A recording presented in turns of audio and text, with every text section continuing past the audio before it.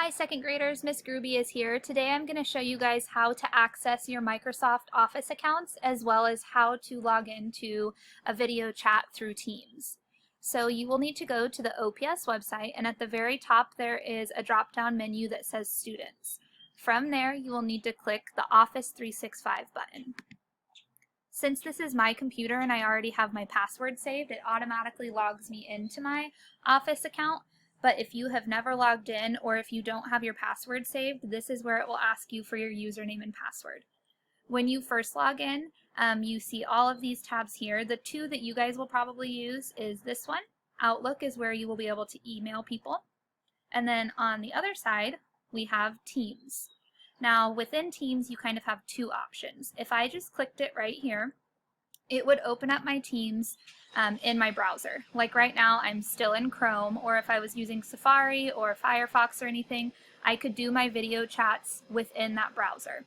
The other option, which I think is a little bit better, is to download it to your desktop so that it would be on your computer. There's also an option if you're on an iPad or another tablet to download the app. So I'm going to continue to show you guys what this looks like through the desktop version. When you first log in, you will see all of your teams here. You guys will have one for every subject area that we do in school, like writing, math, science, and reading. The one that we will do most everything through, though, is this homeroom one. You know it's the right one if you see the stack of books. So if I were to click this, the first thing that comes up is our chat feed. So any messages that I put here can be seen by the whole class. People can also reply to you and also react just like you can on Facebook or other social media.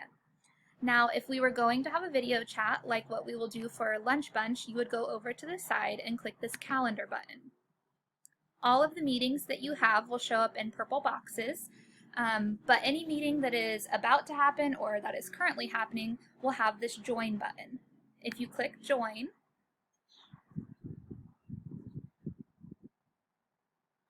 you should be able to see yourself. You also have the option right here to turn off your camera if you don't want people to see you. That would look like this, and instead they would just see your initials. There's also the option to mute yourself so that people can't hear you. Once you have all of that figured out, you will click Join Now. Sometimes it takes a little while, and I might also have to accept you, so that could take just about a minute or so.